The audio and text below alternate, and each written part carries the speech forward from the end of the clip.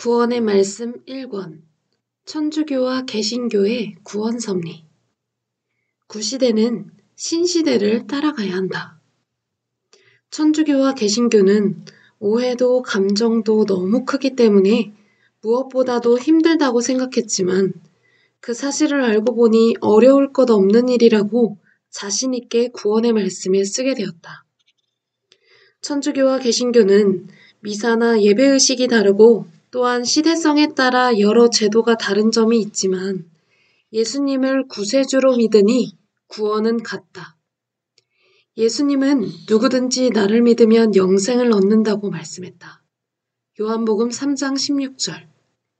천주교도 예수님을 메시아로 믿음으로 개신교와 구원은 같으나 율법의 예배제도는 폐해야 이 시대에 따라 더욱 복음의 빛을 발할 수 있고 개신교와 더욱 화평하고 하나 될 수 있으며 하나님이 새로운 역사를 시작하실 때 의식 없이 받아들일 수 있다.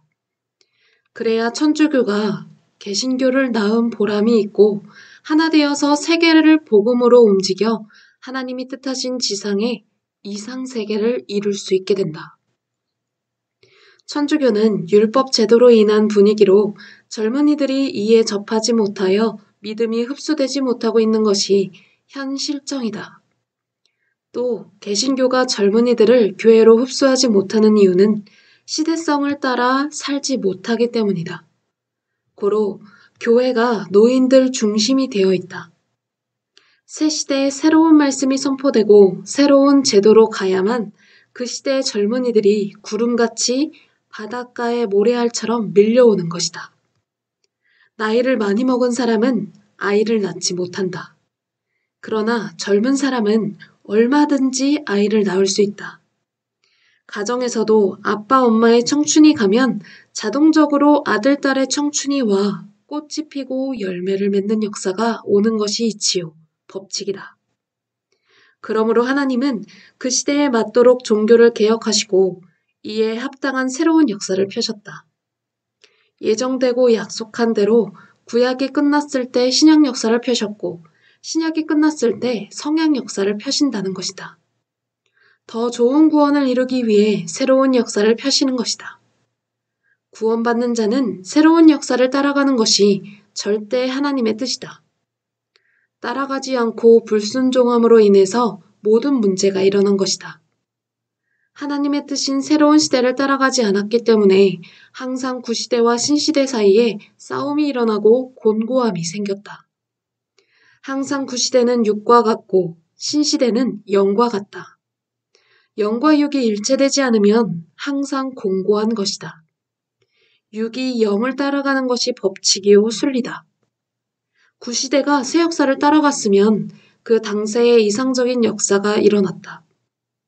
따라가지 못했기 때문에 영과 육의 곤고함이 일어나듯 기성시대와 새시대 사이에 곤고함이 일어난 것이다. 구시대에서는 구시대 곤고함을 해결하지 못한다. 새로운 시대에 와야만 해결할 수 있는 것이다. 구약시대 때 메시아를 기다리던 율법 안에 있던 자들이 종에서 벗어나는 문제나 구원 문제나 제도의 문제를 구약의 율법 안에서는 해결할 수 없었다. 오직 신약의 주관권으로 와서 메시아를 믿음으로 해결할 수 있었던 것이다. 신약 주관권의 사람들도 마찬가지다. 신약에서 원하는 자유나 더 좋은 구원, 제도의 곤고함을 신약 주관권 안에서는 해결할 수 없다. 새로운 하나님의 구원의 역사, 성약 주관권으로 나와야 모든 문제가 해결된다. 천주교의 곤고함, 제도, 자유의 문제들은 천주교 자체 주관권에서 해결될 수 없는 것이다. 하나님의 뜻에 따라 행한 개신교 역사를 따라 행할 때 그 시대의 제도나 굴레를 벗어날 수 있는 것이다. 마리아를 중심하는 근거. 천주교에서 마리아를 중심하고 성모 마리아 하게 된 원인은 여러 가지 근거를 통해 볼 수 있다. 하나는 메시아인 예수님이 일찍 죽었기 때문에 예수님을 믿는 사람들이 그 어머니 마리아를 많이 부르게 되고 가까이 하게 된 것이 큰 원인이라 볼 수 있다. 비유컨대 어떤 사람이 있는데 그가 죽었다 하자. 그 죽은 자를 따르는 친구들이 그가 죽으니 그 죽은 자의 어머니를 좋아할 수밖에 없는 격과 같다 하겠다.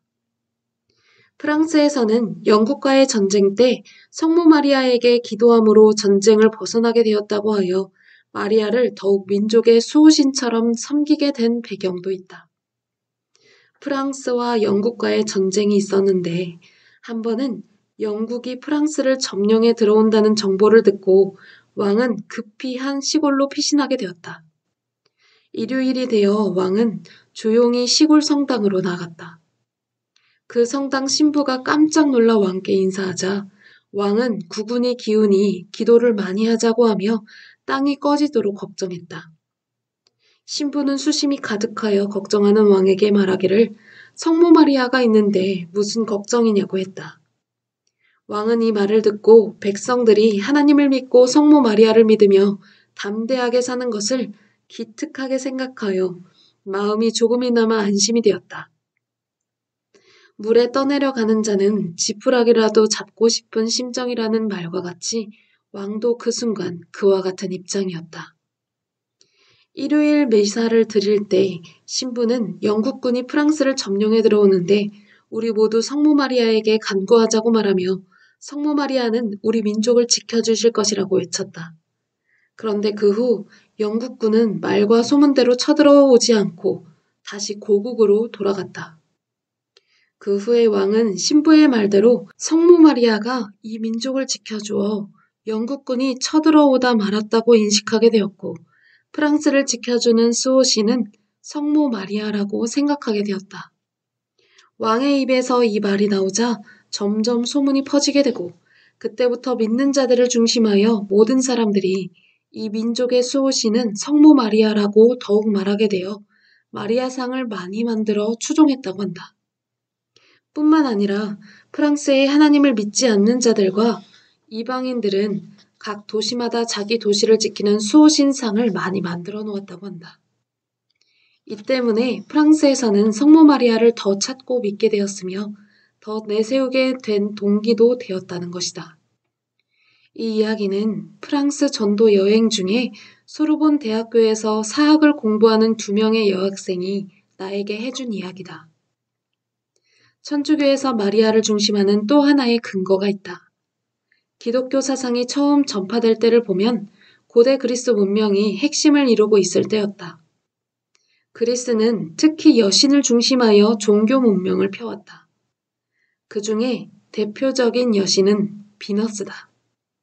어머니가 자식을 보호하듯 여신이 자기들을 보호한다고 하며 여신을 중심하는 그리스 종교 문화가 서구 문화의 뿌리가 되어 점점 로마로 뻗어나가 전 유럽으로 확산되었다. 이 영향을 받은 천주교는 남자 신인 예수님을 중심하므로 여신 문명권의 뿌리를 둔 서구 세계에 신앙을 넣어주기가 힘들기 때문에 그리스 여신 문명권에 대처하기 위해 예수님의 어머니인 마리아를 여신으로 내세워 신성시하게 되었다. 그로 인하여 천주교에서 마리아를 더욱 중심하였고 중고등부 학생들에게는 철저하게 마리아에 대한 교육을 시키며 그 위대함과 성스러움을 가르쳐 어렸을 때부터 신앙의 뿌리를 받게 하였다는 것이다. 그러므로 어린 중고등학생들은 성모 마리아의 이름으로 기도도 하고 혹은 자기가 좋아하는 성인들의 이름으로도 자유롭게 기도를 한다고 한다. 그러나 신부나 어른들은 그렇지 않다는 것이다. 한국 역사를 볼 때도 율곡 선생을 위대하게 보지만 그를 낳은 어머니 신사임당을 어머니들의 표상인물로 내세워 한국 여자들의 교육의 지표로 삼기도 한다.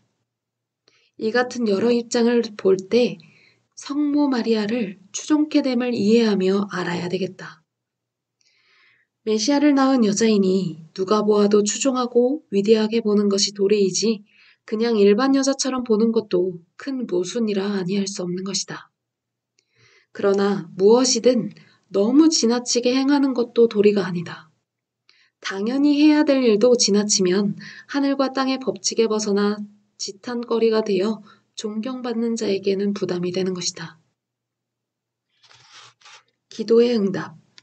두오모 성당에 갔다 온 지 3일 후에 신문을 보니 종교개혁 이후 최초로 구교와 신교가 나뉘었던 독일의 아우구스부르크에서 천주교 측과 루터교 측 대표들이 서로 감정을 화해하고 구교와 신교의 구원이 같다고 서로 합의하고 482년 동안 격했던 감정과 싸움을 마치고 내가 두오모 성당에 갔던 날 10월 31일에 서로 화해했다는 기사를 보게 되었다.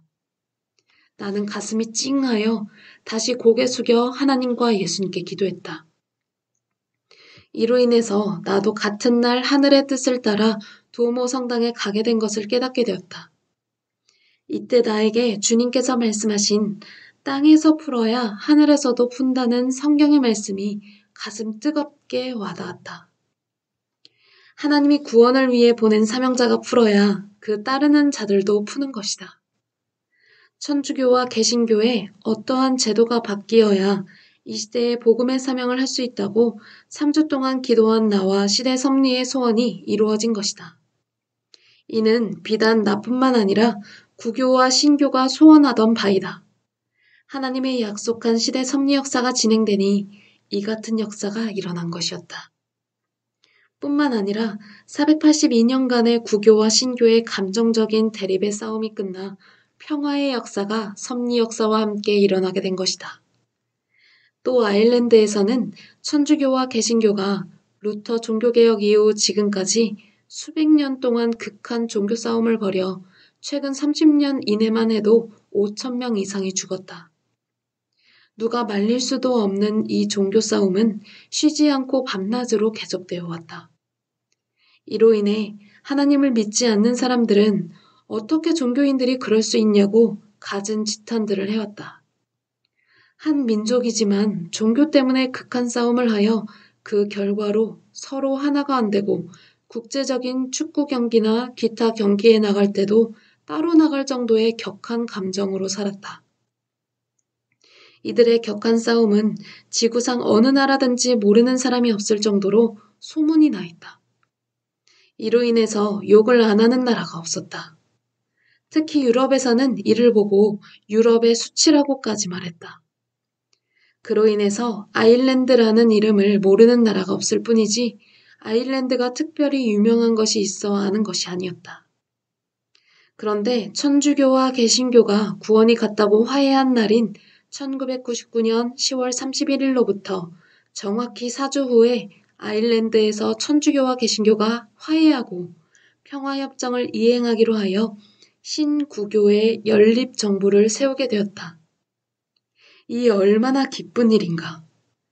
드디어 유럽에서 구교와 신교의 종교전쟁이 종식되었다고 모두 기뻐하게 되었으며 모든 사람들이 한결같이 2000년이 되면 하나님이 메시아를 보내서 평화의 세계를 이룬다고 하더니 메시아가 어디에 왔는가 보다 생각하기까지 하였다. 하나님께서 주와 같이 강림하여 평화의 역사를 하셨던 것이다. 이제는 의식 없이 오직 이 복음을 전하는 것만 나의 기도대로 남아있다. 시대의 복음을 의식하지 말고 전하며 구교와 신교는 화평과 사랑으로 서로 하나 되어 하나님께 영광을 돌리며 주 그리스도와 더불어 서로 합동하여 의를 이루라고 이같이 서로 평화의 기적을 보여주었으니 감사하며 서로 화평 속에 살아야 되겠다. 하나님과 예수님의 강림과 함께 주께서 나타나셨으므로 이 같은 평화의 역사가 일어나게 된 것이다. 마리아상 숭배의 원인. 다음은 마리아상이 세워지게 된 역사의 원인을 조사해 본 내용이다. 모르면 애인도 오해하게 되고 하나님과 자기를 구하러 온 메시아까지도 오해하게 된다. 더욱 알고 깨닫고 같은 줄을 믿으면서 서로 우애하고 사랑하며 살라고 이에 대해 쓰게 되었다. 성당에서 마리아상을 숭배하게 된 원인은 로마 시대 때로 거슬러 올라가야 되겠다. 313년 로마 콘스탄티누스 황제가 밀라노 칙령을 발표하면서 기독교를 국교로 공인하고 황제가 기독교로 개종을 하게 되면서부터 기독교는 분열이 생기기 시작한다. 왜냐하면 그 이전에는 기독교인들 모두가 박해를 받았었기 때문에 성경의 해석과 교리의 차이점은 박해로 인하여 뛰어넘을 수가 있었다. 그러나 막상 서로를 뭉치게 했던 핍박이 없어지자 각 지역마다 다른 교리들의 차이점이 서로 화해할 수 없을 정도로 심각한 사태로 몰고 갔다. 가장 큰 쟁점은 예수님을 이해하는 데 있어서 인간적인 면과 신적인 면을 놓고 치열한 공방전이 벌어졌는데, 즉 성부와 성자와의 관계인 삼위일체 구성 문제에 대한 논쟁이었다. 이 논쟁은 알렉산드리아 사제 아리우스 250년부터 336년 장로에 의해 표면화되었는데, 그는 그리스도가 신이 아니라 피조물이라고 주장했다. 그러나 325년 콘스탄티누스가 주재한 니케아 공의회에서는 삼위일체의 세 격은 완전히 동등하다고 결정을 내리고, 동시에 성부, 성자, 성신 세 위격이 각 한 분인 하나님을 구성한다는 판단을 내렸다. 이 회의 결과 성자를 신의 위치로 끌어올림으로써 그를 낳은 어머니인 마리아까지 신의 어머니로 인정케 되었다. 그래서 마리아는 숭배의 대상이 되었고, 우리의 인간됨을 위로하는 어머니 같은 위로자로 나타나게 되었던 것이다. 그러면 언제부터 교회 내에 마리아상이 세워지게 되었는지 살펴보자. 콘스탄티누스 개종 이후 기독교의 예배가 황실의 의식에 의해 영향을 받기 시작하였다. 콘스탄티누스는 직접 콘스탄티노플에 교회 건물을 짓도록 명령하였다. 그래서 로마 제국의 중요한 도시들에는 황제의 명령에 의하여 교회들이 나타나게 되었다. 당시 교회 건물의 대부분은 소위 바실리카라 불리는 직사각형의 형태를 따랐는데, 바실리카는 입구인 아트리움과 회중석, 그리고 성소로 구분된다. 이것이 지금의 교회 형태가 되었으며, 이 큰 형태의 교회를 어떻게 장식하느냐는 심각한 문제였다. 이교도들의 신전들처럼 조각상으로 장식할 수는 없었기 때문이다. 조각상은 성경이 공격하고 있는 우상의 요인이 되기 때문이다. 그러나 열성적인 서로마 지역의 기독교인들은 커다란 실물과 같은 조각에는 모두 반대했지만, 회화는 성경에 나오는 이야기들을 생생하게 기억하게 해주므로 쓸모가 있다고 생각했다. 6세기 말 로마의 교황 그레고리오스는 이 회화적 표현을 택하였다. 당시의 많은 교인들은 읽거나 쓸 줄 모르는 까닭에 그들에게 신앙을 넣어주려면 어린아이들을 가르칠 때 책 속의 그림이 필요한 것처럼 이러한 형상들이 쓸모가 있다고 생각한 것이다. 그러나 회화적 표현이라고는 하지만 세밀한 붓솜씨가 아닌 돌이나 유리로 짜맞춘 모자이크에 한하여 표현할 수 있게 하였다. 동로마 지역에서는 서로마보다 더 보수적인 입장이었다. 동로마 황제인 레오 3세는 성상 숭배 금지령을 내림으로써 성당 내부의 그림들을 모두 지우게 하는 등 모든 종교적인 현황에 대해서 반대를 하였다. 이를 계기로 로마 교황청과 맞서게 되어 동서교회가 분리되었는데, 동로마에는 비잔틴 황제를 중심으로 그리스 정교회가 이루어지게 되고, 서로마는 로마 교황청을 중심으로 하는 가톨릭교로 분리되었다.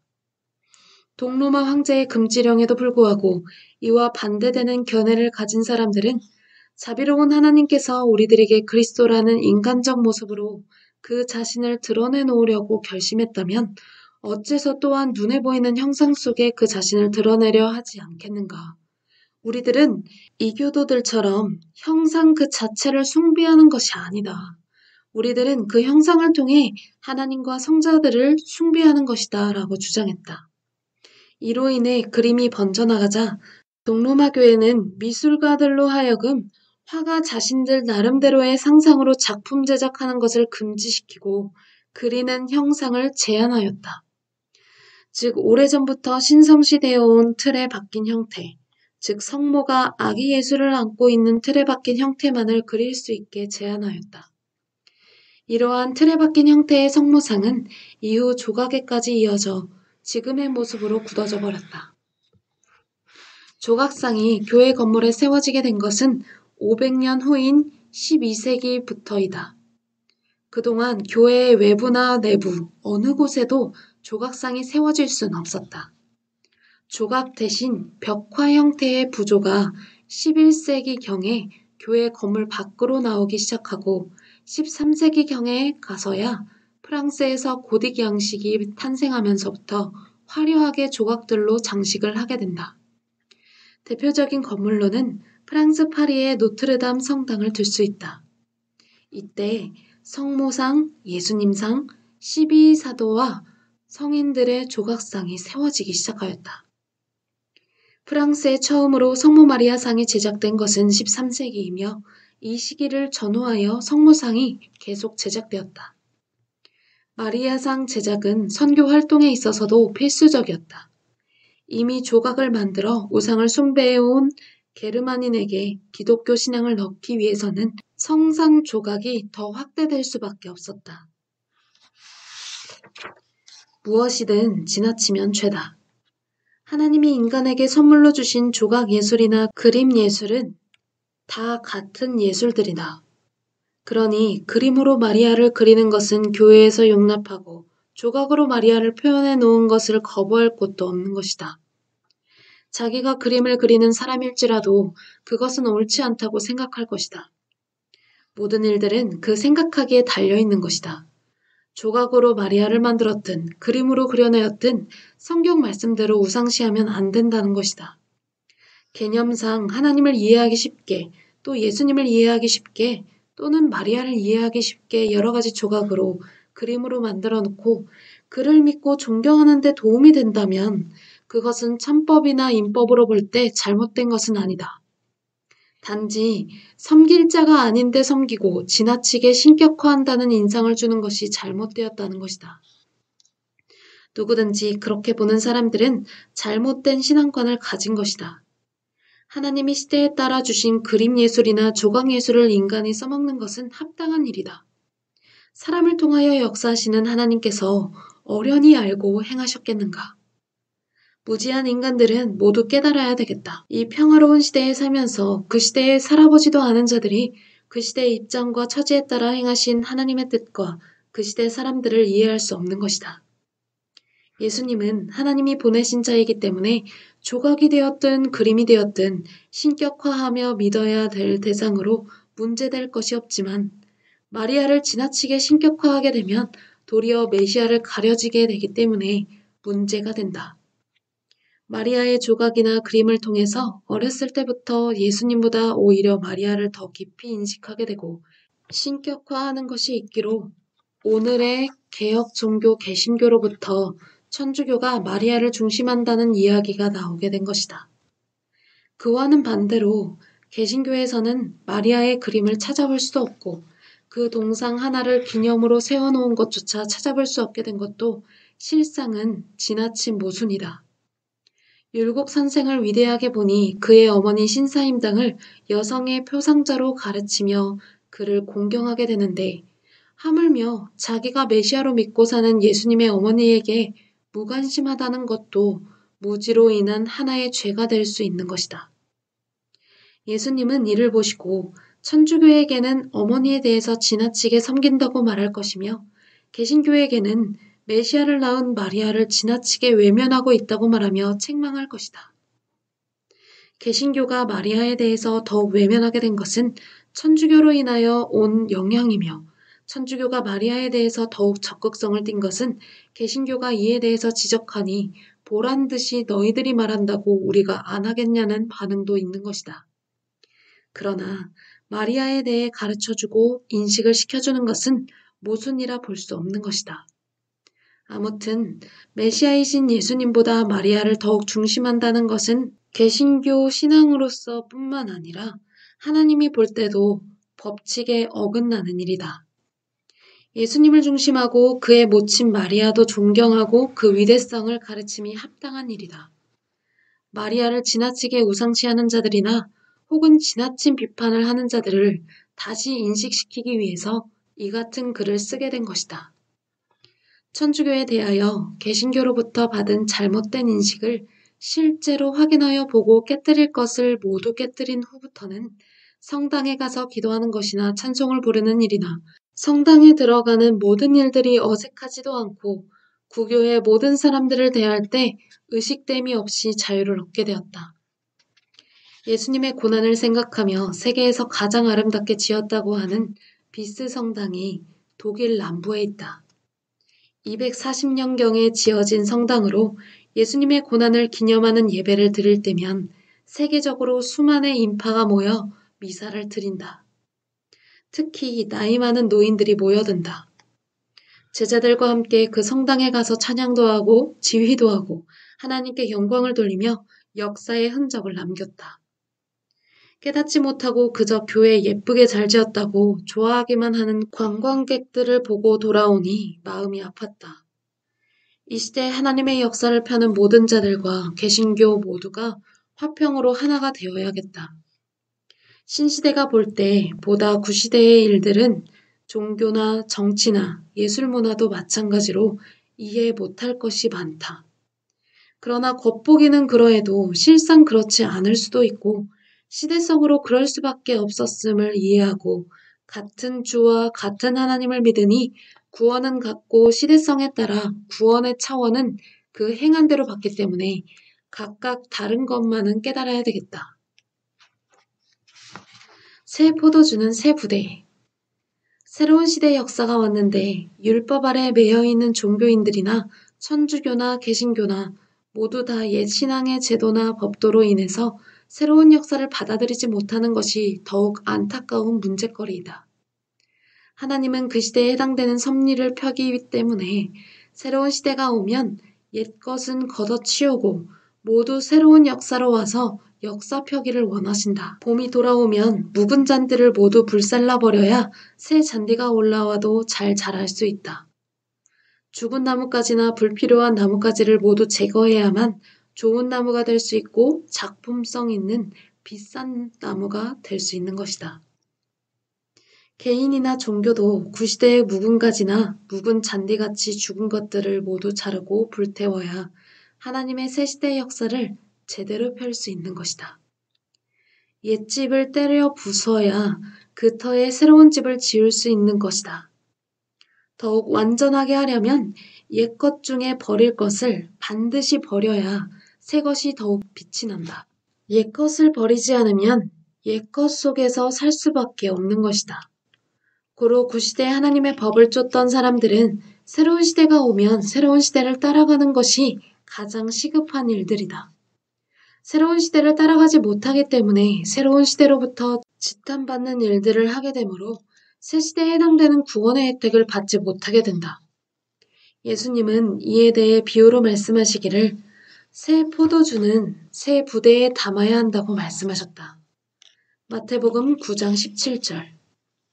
이는 새로운 역사의 세계는 새로운 그 시대 사람들이 받아들임이 마땅하다고 말씀하신 것이다. 하나님의 역사는 항상 시대를 따라 새롭게 진행되는데 사람들이 구시대의 제도나 의식, 율례, 각종 풍속들만 중심하고 새로운 역사를 받아들이지 못하여 어느 시대든지 서로 싸우고 서로 이해를 못하고 자기 것만 주장하게 되었던 것이다. 문화, 예술, 정치, 경제 모두가 새로운 시대를 따라가며 살아야만 보다 이상적인 역사를 일으킬 수 있는 것이다. 종교도 마찬가지다. 한 인생을 볼지라도 10대에 하던 일을 20대에 똑같이 한다면 발전이 없는 것이고 20대에 하던 것을 30대, 40대에 계속하게 되면 발전이 되지 않을 뿐만 아니라 시대에 뒤떨어지는 미련한 자가 되는 것이다. 한 하나님을 믿고 하나님이 보낸 메시아를 믿어도 그 시대마다 보낸 자를 중심하여 믿어야지 과거에만 매여 있으면 새 시대의 혜택을 볼 수 없는 것이다. 성경은 엄격히 구약시대 4,000년, 신약시대 2,000년, 재림주를 중심한 성약시대 1,000년으로 시대의 구분에 따라 차원적으로 역사심을 볼 수 있다. 구약시대는 종의 입장에서 하나님을 섬기게 하였고 신약시대는 아들 입장에서 예수님을 중심하여 하나님을 섬기게 하였고 성약시대는 신부 입장에서 재림주를 중심하여 하나님을 섬기게 하였다. 그러니 새로운 시대를 따라가야 그 새로운 시대에 해당되는 더 좋은 구원의 혜택을 받게 되는 것이다. 시대 분별.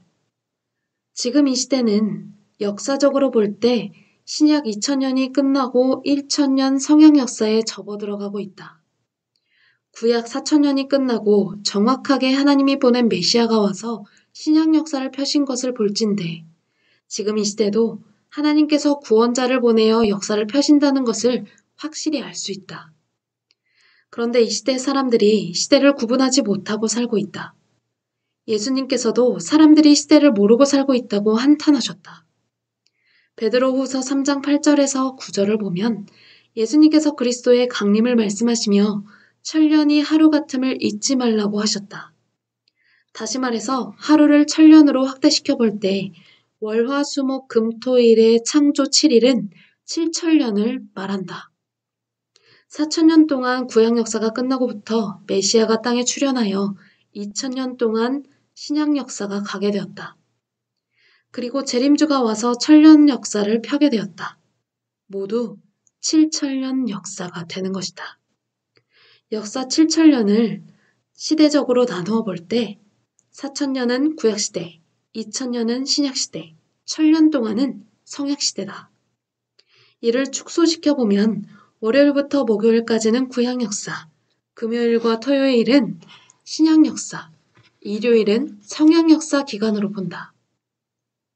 이렇게 볼 때 이 땅에는 2000년이 넘으면 메시아가 와서 역사를 펴는 시대임을 확실히 알 수 있다. 시대를 모르는 사람은 이를 깨달을 수 없다. 예수님이 오셨을 때도 사람들이 알지 못했기 때문에 도적같이 왔다고 한 것이다. 예수님이 도둑같이 밤에 숨어서 들어오셨다는 말이 아니다. 떳떳하게 오셨어도 사람들이 시대를 모르고 율법에 갇혀 새로운 말씀을 분별하지 못하여 하나님께서 지상에 있는 자를 메시아 삼고 강림하실 줄 몰랐던 것이다. 보면서도 모르니 이를 보고 도적같이 메시아가 왔다고 한 것이다. 하나님의 때는 하루라도 연장하거나 앞당기지 않으신다. 정한 그날 그때부터 시작하신다. 과거 역사를 볼 때 신약 역사 2000년이 끝나고 천년사가 진행됨을 알 수 있다. 땅에 하나님이 보낸 메시아가 다시 온 것이 확실하고 예수님이 강림하신 것이 확실하다. 종교 역사를 볼 때 새로운 종교가 나타날 때마다 배척하고 외면하고 적그리스도시했으니 재림의 역사도 그렇지 않다고 부인할 수 없는 일이다. 예수님도 구교에서 새로운 역사를 시작하니 사람들이 불신하고 그 말씀을 불신하고 적그리스도시한 것이다. 사도 바울 선생은 만일 그리스도가 메시아인 것을 그 시대의 관원 중에 한 명만 알았어도 십자가에 못 박히지 않으셨다고 말하며 안타까워했다. 고린도전서 2장 8절. 그 당시 예수님을 종교관원이나 정치관원 중에 아는 사람이 한 명도 없었다. 빌라도가 마지막으로 예수님을 십자가로 보내느냐 살리느냐 했을 때도 예수님에 대해 아는 자가 없었기 때문에 살릴 수가 없었다. 또한 제사장 관원 중에 한 명도 예수님을 아는 자가 없었다. 고로 십자가에서 죽을 수밖에 없었던 것이다. 평화의 역사. 이 시대도 예수님과 같이 인간의 몸으로 메시아가 나타난다면 각 나라의 법 때문에 아무리 메시아가 하늘법을 가지고 왔을지라도 세상 법을 따라야 되므로 역사를 펴는 데 문제가 많을 것이다. 2000년 5월부터 8월까지 독일 남부에서 구원론과 각종 시대 말씀을 집필하고 있었다. 그러다 보니 3개월이 다 되었다. 영국에서 세계평화대회가 있어 그 대회를 창시한 내가 바쁘지만 가보게 되었다. 15개 개국이 참여하였다. 체육을 통한 평화대회를 마치고 제임스 강에 대놓은 큰 배의 호를 빌려 모두 평화와 이상을 이루기 위해 서로 화동하며 문화와 예술로 춤을 추고 노래했다. 밤이 깊도록 서로 어우러져 감동의 눈물을 흘렸다. 참으로 평화의 역사였다. 이 모임은 하나님이 나를 통해 시작한 것이다. 평화란 가만히 있으면 안 되고 누군가 시작해야만 한다. 가정에서 이루면 가정 단위로 이루어지고 민족에서 이루면 민족 평화의 역사가 일어났으니 행하는 곳마다 평화가 일어났다. 내 마음이 뜨거웠던 것은 유럽은 전쟁으로 서로 감정이 좋지 않았는데 이들이 한데 어우러져 하나 되는 것이었다. 특히 내 심정이 뜨거웠던 것이 있었는데 헝가리 청년들이 평화대회 회원들이 되어 참여하고 그렇게 감격의 눈물을 흘리는 것이었다. 이 대회를 마치고 독일로 다시 돌아오고 있었다. 독일로 돌아오는 기내에서 통역하는 제자에게 말했다. 거듭 독일로 들어가면 공항에서 꼬치꼬치 캐물으니 들어가는 것이 어렵지 않겠냐고 하니 제자도 10%밖에 들어갈 가능성이 없다고 하였다. 하지만 하나님의 뜻이 있으니 들어갈 수 있게 하실 거라고 하였다. 예전에는 유럽 각 나라마다 3개월씩 체류 기간을 허용하여 독일에 3개월 있다가 영국에 갔다 와도 아무 문제가 없었다. 하지만 그 무렵 유럽 전체가 통합이 되었으므로 유럽 전체를 한 나라로 보고 비자 기간을 따졌기 때문에 영국에 갔다 와도 독일에 다시 들어갈 수가 없었다. 뻔히 이 사실을 알면서도 또 독일로 들어가게 되었으니 들어간다는 것은 불가능했다.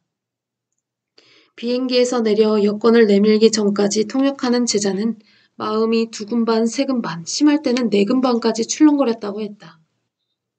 내 앞에 사람까지 입국 심사를 마치자 입국 심사관이 교체되었다. 그는 내 여권을 보더니 한참을 이리저리 보았다. 내 일본 비자를 그렇게 쳐다보았다. 그때 통역하던 제자가 어찌나 신경이 쓰였던지 심장이 멈출 정도라고 하였다. 나는 가만히 있었다. 입국 심사관은 내 여권에 있는 일본 비자를 보면서 나보고 일본 사람이냐고 묻기에 한국 사람이라고 말했다. 그때 옆에 있던 다른 입국 심사관이 소리를 지르며 뭘 그렇게 오래 쳐다보고 있냐고 하며 빨리 내보내라고 하였다. 그러다가 독일 체류 기간을 채 확인하지도 못하고 그냥 나를 내보냈다. 그리고 다시 뒤돌아보니 입국 심사관이 다시 바뀌었다. 하나님이 나에게 인류를 구원하는 구원론을 쓰라고 또 시간을 주셨음을 깨닫고 감격했다. 뜻이 있는 곳에 길이 있다.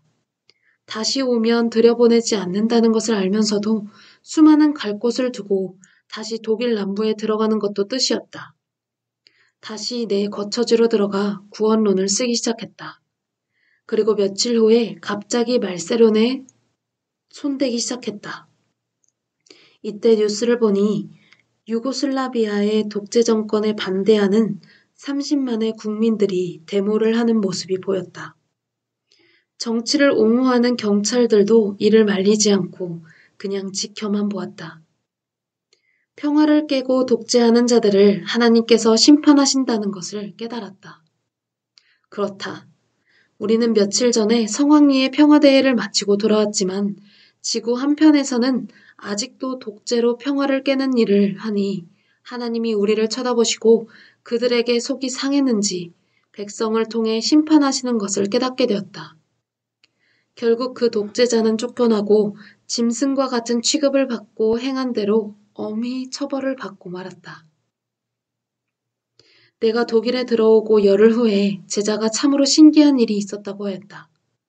우리가 독일로 다시 들어올 무렵 독일 국회가 열렸는데 한 국회의원이 말하기를 독일이 기독교 국구로서 만일 예수님 때같이 메시아가 땅에서 온다 해도 비자 체류 기간 때문에 만료인이 되어 다시 들어올 수 없다면 우리를 구원하러 왔다가도 들어올 수 없으니 이 문제가 심각한 것이 아니냐고 하니 이를 들은 국회의원들이 모두 웃었다고 하였다. 웃을 일이 아니고 생각을 깊이 해보라고 하자 모두 듣고 그 말을 마음에 두었다고 하였다. 고로 3개월 동안 체류한 후에 거듭 들어와도 될 수 있는 길을 모색해야 하지 않겠냐고 하며 이 일을 의논했다고 하였다. 이 기사가 신문에 실려 제자가 읽고 나에게 말해준 것이었다. 이 이야기를 듣고 하나님이 행하시는 일이니 모두 우연이 아니라고 하였다.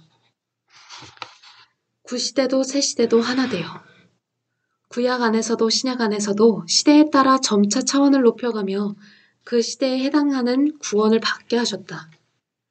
타락하여 하나님의 계획을 깨뜨린 인간에게 하나님은 보다 미완성된 구원의 단계에서 보다 완전한 구원의 단계로 점진적으로 구원의 역사를 펴오셨다. 보다 완전한 구원을 이루려면 새로운 시대의 구원 섭리를 찾아 거기에 뛰어들어가서 구원 역사를 이루어야 한다. 옛날 방법과 옛 시대의 삶으로는 새 시대의 구원의 혜택을 절대 받을 수 없고 그 가치를 찾아 살 수 없는 것이 이치다. 인간에게 종교적인 큰 폐단이 있다면 구시대는 새로운 시대를 배타시하고 외면하며 불신하고 새로운 시대는 구시대를 빠져나와 구시대를 외면하고 불신하며 배타시하는 것이다.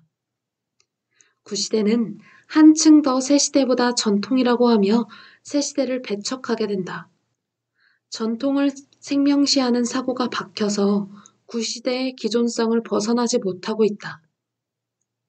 새 시대는 전통을 찾다가 아까운 인생이 다 가고 고통 속에 견딜 수가 없다고 한다. 나이 많은 어른들은 전통을 즐기고 벗어나지 않으려 하고 젊은이들은 그것을 견디지 못한다. 전통은 골동품같이 기념으로 몇 가지만 남기고 새 것으로 부활시켜야 되고 바꿔야 되는 것이다. 예수님은 구시대를 완전히 폐하지 말고 더욱 완전케 하는 것이 새로운 시대라 말씀하셨고 마태복음 5장 17절 구시대를 뿌리로 삼고 새로운 시대를 꽃피워 열매 맺으며 사는 것이 이상적인 하나님의 뜻을 이루는 역사라고 말했다.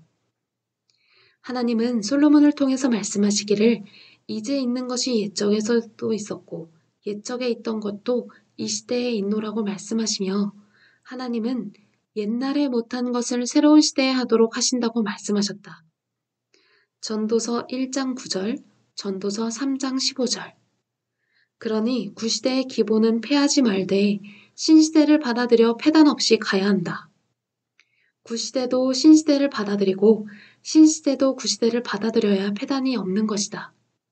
새로운 시대도 새 것만 가지고 존재할 수 없으니 하나님이 구시대에 하던 일들을 뿌리로 삼고 뼈로 삼으며 새로운 시대를 살로 삼아 이상세계를 펴라고 하셨다. 이렇게 살 때 이 땅의 새로운 역사와 구시대의 역사가 하나 되어 하나님의 뜻인 지상천국을 이룰 수 있는 것이다. 그리스도가 땅에서 오면 구시대도 새시대도 하나 되어 지상의 하나님의 뜻을 이루어 갈 것이다. 그러므로 구시대의 공고함을 자유케 할 것이다. 지필 후기 글을 마치면서 1999년 이태리 밀라노에서 집필을 하고 있을 때였다. 구원에 대한 이 엄청난 말씀도 처음에는 다 써놓고 보니 총 16페이지였다. 그 다음에 교정안이 21페이지가 나왔고 그 다음에는 30페이지가 나왔다. 그 다음에는 70페이지까지 쓰게 되었다. 그 다음에는 100페이지가 넘었다. 그 다음에는 180페이지를 쓰게 되었다. 이제 더 이상 쓸 내용이 없어 그만 매듭지으려고 했다. 이날 밤 늦게까지 작업을 하고 새벽 1시에 자기 전에 기도했다. 구원의 말씀을 다 쓰게 해주셔서 하나님, 예수님 감사합니다. 글도 쓰지 못하는 나를 여러 가지로 감동시켜 이렇게 글을 쓰게 해주셔서 정말 감사합니다. 내가 쓰기만 했지 모든 내용을 예수님께서 다 쓴 것이나 다름없습니다 하고 기도하고 자려고 누웠다. 그런데 잠이 오지 않아 깊은 잠에 들지 못하고 다시 응접실로 나가고 싶어 나갔다. 그런데 컴퓨터에 말씀을 입력하던 제자가 잠을 자지 않고 긴장하여 책상에 노트북을 놓고 앉아 있었다. 왜 잠을 안 자냐고 하며 잠을 자야 내일 일한다고 하니 한숨을 쉬면서 구원의 말씀이 모두 컴퓨터에서 날아가 버렸다고 했다. 이 말을 듣고 너무 깜짝 놀라 충격을 받고 다시 물어보니 역시 한자도 없이 다 사라졌다고 했다. 컴퓨터가 고장이 났으니 어쩔 수가 없었다. 무슨 뜻이 있는가? 무슨 사연이 있는가? 이게 웬일일까? 무슨 계시가 아닐까? 순간 머리가 띵했다.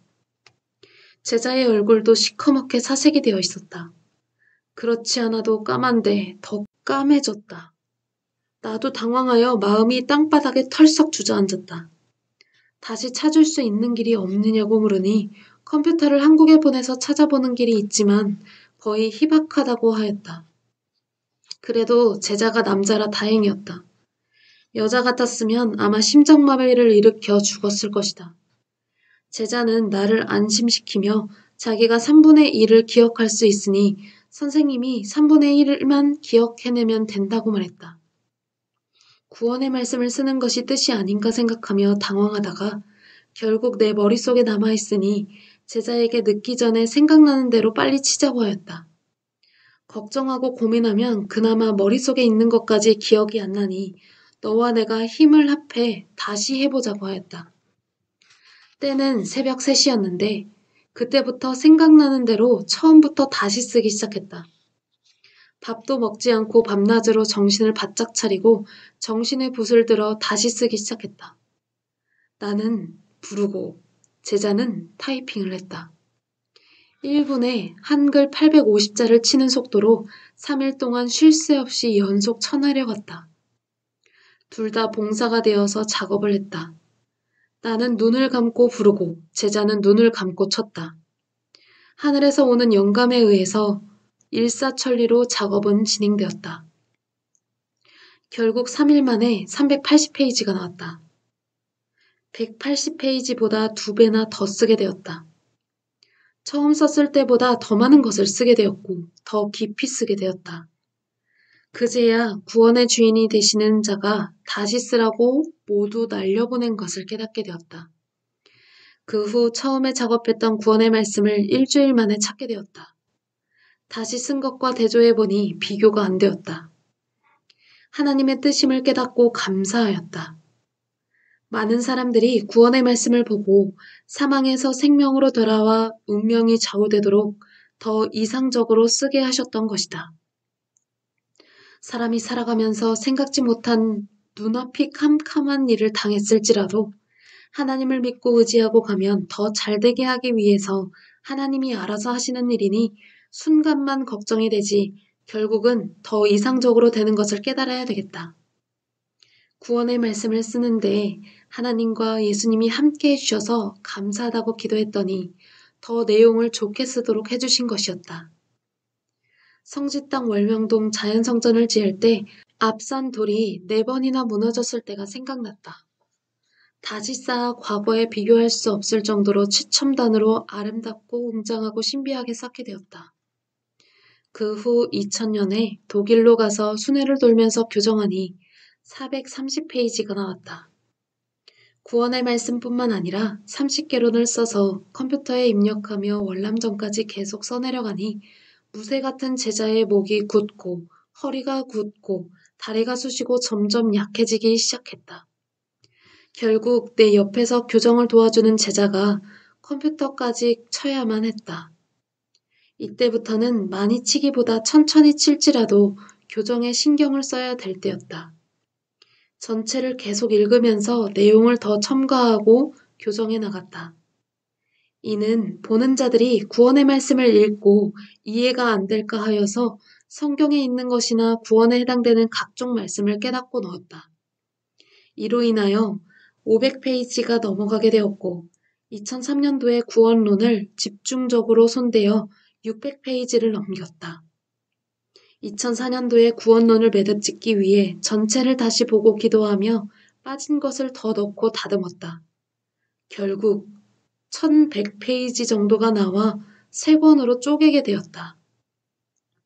마지막 교정 때는 주일 말씀까지 전하지 못하며 밤낮으로 교정을 보는 밤을 보냈다. 신구약 성경이 모두 구원의 말씀이지만 이 시대에 구원의 말씀이 없기 때문에 쓰게 된 것이다. 이같이 오랫동안 실천하여 구원의 말씀을 쓰게 되었으니 어떠한 큰 일도 목숨을 걸고 최선을 다해 하면 다 하게 되는 것이다. 구원의 말씀을 쓰기 시작한 지 6년 만에 끝을 맺게 되었다. 물론 그동안 구원의 말씀만 쓴 것이 아니다. 세계 40개국의 섭리를 이끌어가며 이 밖에도 수십 권의 책을 썼다. 구원의 말씀은 특히 구원의 운명을 좌우하는 말씀으로 40번 이상을 다시 다듬고 기도하며 또 쓰고 또 써 이렇게 긴 시간이 걸린 것이다.